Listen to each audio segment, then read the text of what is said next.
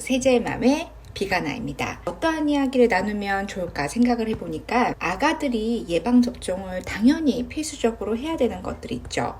그거를 맞고 오면은 선생님들 중에서는 혹시나 열이 날 걸 대비해서 해열제를 처방해 주시는 분들이 많이 있으시더라고요. 자, 의사 선생님들은 당연히 이 아이들에게 문제가 생겼을 때 그걸 극복할 수 있는 약을 처방하시죠.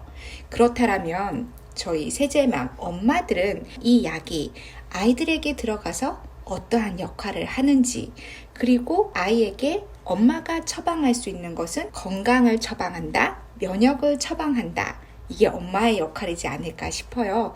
그래서 오늘은 책을 기반으로 여러분들에게 면역을 처방하는 첫 번째 시간을 가져볼까 합니다. 그렇다면 해열제가 아이에게 들어갔을 때 어떠한 도움이 되는지 혹은 어떠한 위험이 있는지 알고 먹여야겠죠. 무조건 먹여야 된다, 무조건 먹으면 안 된다가 아니라 우리는 정말 아이에게 중요한 일을 해주는 엄마이기 때문에 알아보는 시간을 가지도록 하겠습니다. 예방접종 때보다는 감기 혹은 몸살로 우리가 해열 진통제, 즉 약을 찾는 경우가 빈도수가 훨씬 많기에 감기 혹은 몸살에 해열 진통제, 즉 약이 최선의 방법인가? 라는 주제를 가지고 생각해보는 시간이었으면 좋겠습니다. 우리는 학교에서 육아나 양육에 대한 과목을 가지고 교육을 받아본 적은 없어요. 그 시대의 흐름에 맞춰서 아이들을 우리가 케어하고 있는 거죠. 남들이 하는 것처럼. 생각해보면 우리 할머니가 엄마를 키우던 시절에는 감기나 몸살이 왔을 때 병원을 찾아서 약을 먹인다기보다는 아랫목을 따뜻하게 해서 이불을 푹 뒤집어 쓰고, 그리고 그 전에 따뜻하게 한 콩나물국 같은 거를 마시고는 한숨 푹 쉬게 자기에 두고 일어나면 밤새 안녕이라고 감기 기운이 뚝 떨어져서 그 다음날 잘 다니기도 했던 이야기를 들었고, 저도 그런 경험이 있기는 해요. 그런데 우리 엄마가 저를 키우던 시절에는 그렇게 하는 것보다는 사실상 병원이 보편화되어 있고 병원에 가서 약을 처방받아서 먹는 게 훨씬 대중화되어 있다 보니까 저는 그렇게 컸죠. 감기에 걸린다, 콧물이 난다. 그럼 무조건 병원에 가서 약을 받고 먹고, 저 또한 그렇게 저희 큰아이를 키웠는데 태어나서 얼마 되지 않아서부터 콧물이 자주 흘렀죠. 그리고는 항상 병원 약을 달고 살았고, 그러다 보면은 끝물에는 항상 장염이 왔어요. 혹은 입원을 했다가 퇴원할 때쯤 되면은 폐렴이 다시 왔고요. 생후 7개월쯤에는 안타깝게 가와사키라는 질병으로 입원을 한 경험도 있죠. 도대체 뭘까? 하룻밤새 안녕이었던 감기가 또 다른 염증, 또 다른 질병을 가지고 오는 이유는 뭘까? 감기가 오는 혹은 몸살이 오는 이유를 크게 두 가지로 이야기하고 있는데요. 첫 번째, 아이들이 찬바람에 장시간, 즉 오래 노출되어서 놀다 보면은 콧물이 쫄쫄쫄 흐르기 시작하고 아이들이 피곤해하고 열감이 있으면서 감기가 올 수 있고요. 두 번째는 스트레스. 우리가 스트레스를 생각하면은 정신적인 스트레스를 많이 생각을 하시는데요. 저 같은 경우는 새학기가 되면은 되게 예민한 스타일이었나 봐요. 그래서 항상 감기가 와서 한 일주일 정도는 결석을 했던 기억이 있죠. 초등학교 6년 내내. 정말 제 딴에는 정신적 스트레스가 많다 보니까 에너지가 많이 고갈이 되었던 거죠. 또 하나는 우리 아이들이 일교차가 심할 때, 환절기일 때 감기 기운이 많이 오죠. 우리의 몸은 평균 몇 도이죠? 맞아요. 36.5도입니다.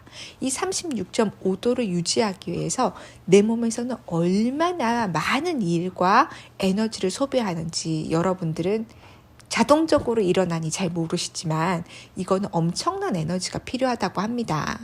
극단적인 예를 든다면 여름에 팔팔 끓는데 우리 몸은 36.5도를 유지하기 위해서 냉각 장치를 돌리고 있죠. 겨울에는 영하권으로 내려갈 정도로 밖에는 정말 추운데 꽁꽁 얼 것 같은 내 몸을 보일러를 돌려서 36.5도를 유지하고 있단 말이에요.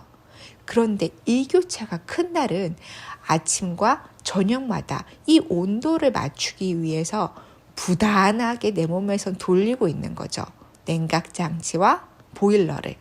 그러니까 에너지가 고갈되기 쉬운 상태가 되는 거예요.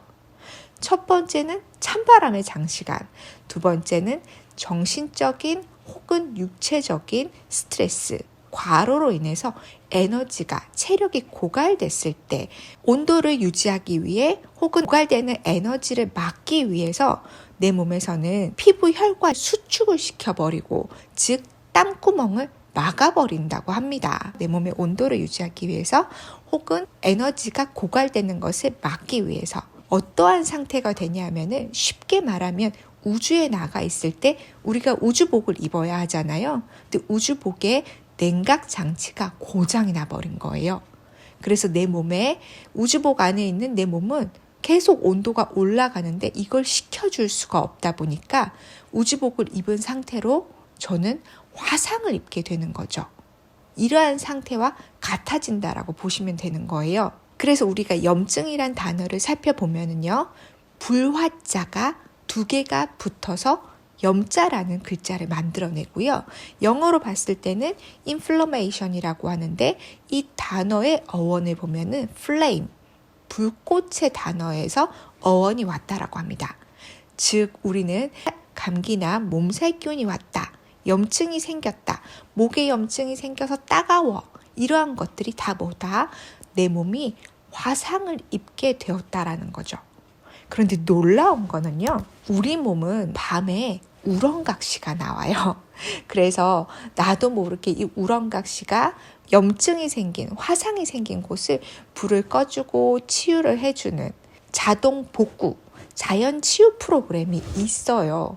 그래서 할머니가 우리 엄마들을 키울 때는 따뜻하게 해서 보온을 해서 이거 우렁각시가 나와서 복구하게끔 해주고, 땀구멍이 스스로 열려서 땀이 날 수 있도록 도와줬던 거죠. 그런데 우리는 지금 현대 어떻게 하나요? 우렁각시 넌 나오지 마. 나는 약을 먹겠어. 거기다가 무엇을 하느냐? 찬 수건으로 혹은 알코올로 땀구멍을 더 막아버리죠. 마사지를 통해서. 그러면 여러분들 어떤 일이 일어날까요? 땀구멍이 더 막혀버리고 우렁각시는 못 나오게 했으니 내 몸에서는 화상이, 염증이 더 커진다라고 보시면 되세요. 표면적으로는 열이 내리는 것 같으나 이 몸 안에서는 열이 더 나고 화상을 더 크게 입히게 되는 거죠. 그러다 보니 예전에는 하룻밤 자고 일어나면 괜찮아질 감기가 현대에서는 많은 아이들이 장염으로, 폐렴으로 혹은 다른 질병으로까지도 갈 수 있게 되었다라고 이야기를 하고 있습니다. 우리가 내 몸에서 일어나는 반응들을 모르기 때문에 그냥 표면적으로 보이는 것에 우리가 따라갈 수밖에 없는 거죠. 여러분들, 해열제를 먹으면 안 된다, 먹어야 된다가 아니라 내가 내 아이를 봤을 때 어떠한 상태인가, 내가 이 약을 먹었을 때 어떠한 일이 일어나는가 정도는 알고 가야 되지 않을까. 우리가 학교에서 배우지는 않았지만, 왜냐? 우리는 세상에서 제일인 엄마이기 때문이죠. 사진에서 보면 저희 아이가 거의 24시간 저에게 딱 붙어있는 껌딱지 같은데 한두 시간 간혹 이렇게 쿠션에서 자주는 경우가 있어요. 이럴 때 우리 엄마들 살림도 하고 아이들도 키우고 많은 일들을 하시지만 공부해서 건강을 지키는 엄마, PM, 그리고 경제 건강을 지켜나가 봐요. 팁을 하나 더 드리자면요. 체온계가 없을 때 우리 아이가 열이 나는지 안 나는지 잘 모르겠다 하실 때는 우리 엄마의 입술이 온도를 감지하는 데는 정말 탁월하거든요. 아이의 이마에 입술을 한번 대어보세요. 정말 평소와는 다르게 따끈따끈하다라는 느낌이 옵니다. 그때는 우리 아이가 열이 난다라고 생각하시면 되세요. 경제적으로 그리고 우리 가족의 건강을 모두를 잡고 싶으신 우리 세상에서 제일인 엄마들, 독일 PM, 세제맘 비가나에게 연락 주세요. 우리 함께 그러한 엄마가 되어갔으면 좋겠습니다. 감사합니다. 오늘도 평안한 하루 되세요.